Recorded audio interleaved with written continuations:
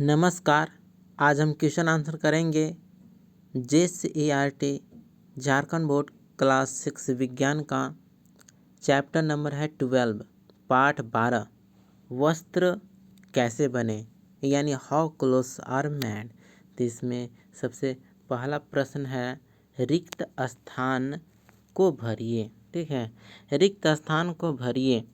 इसमें पहला प्रश्न है कि डैश और डैश से पादप रेशे प्राप्त होते हैं। तो किससे? कपास और जूट। ठीक है, आंसर होगा कपास और जूट से पादप रेशे प्राप्त किए जाते हैं। दूसरा प्रश्न है कि डैश और डैश जंतव रेशे हैं। तो कौन सा? रेशम और ऊन।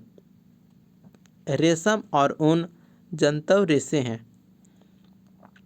तीसरा प्रश्न है धागा किससे बनता है? तो रेशों से। धागा रेशों से बनता है। अब आइए दूसरे प्रश्न की ओर। प्रश्न करता है कि सही विकल्प का चयन कीजिए। ठीक है, सही विकल्प का चयन कीजिए।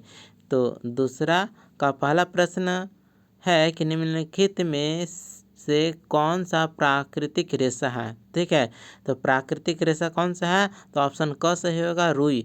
रुई प्राकृतिक रेशा है। दूसरा प्रश्न है कि निम्नलिखित में पादप रेशा कौन सा है? तो पादप रेशा है कपास। तो ऑप्शन ग सही होगा, कपास है क्या। अब आते हैं तीसरे प्रश्न की ओर।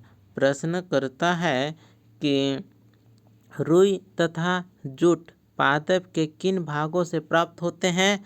तो आंसर होगा रुई पौधे के बीजों से और जूट पौधे की छाल से प्राप्त होता है।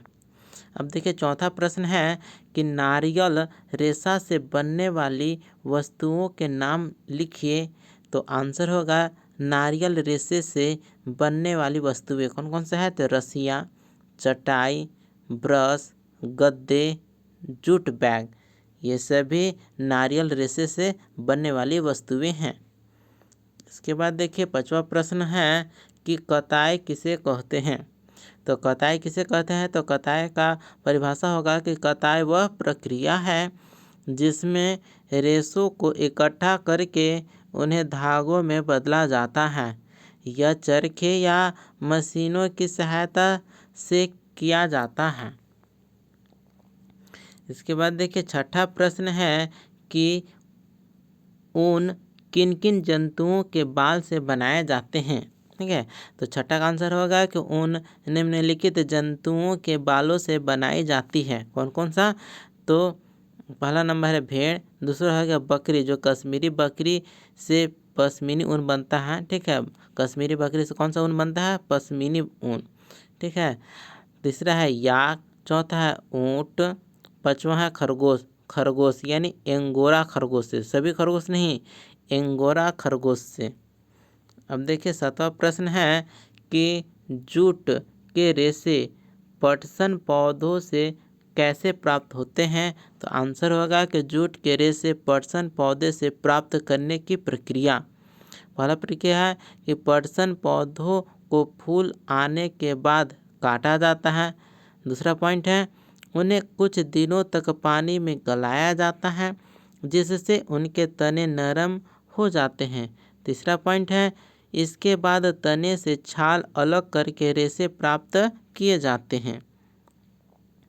इसके बाद देखिए आठवां प्रश्न है कि वस्त्र तैयार करने के लिए धागों की बुनाई कैसे करते हैं?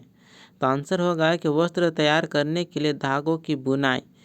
ठीक है, तो पहला पॉइंट है कि धागों को परस्पर क्रॉस कर तरीके से बुआ जाता है। ठीक है, धागों को परस्पर क्रॉस तरीके से बुना जाता है, क्रॉस तरीके से। ठीक है, उसका दूसरा पॉइंट है कि बुनाई दो प्रकार की होती है। पहला है हस्तकरघा यानी हाथ से, दूसरा है शक्ति करघा यानी मशीन से।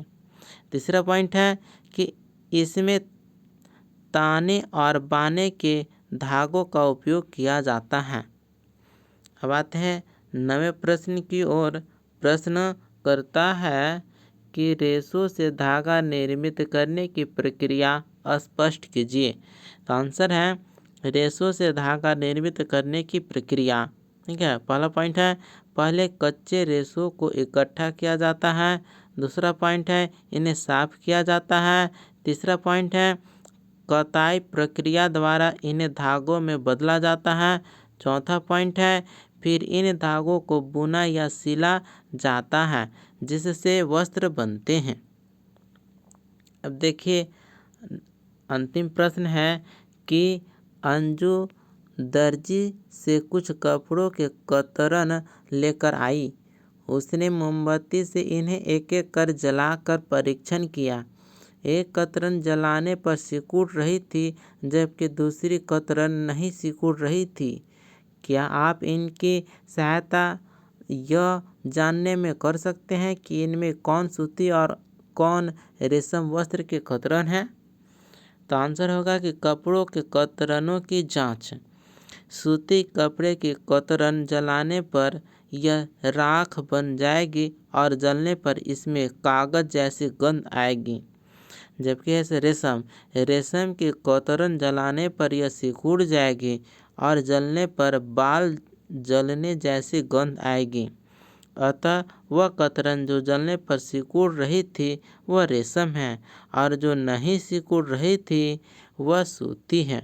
इस प्रकार से हम रेशम और सूती को हम जान सकते हैं। मिलते हैं अगले वीडियो में। धन्यवाद।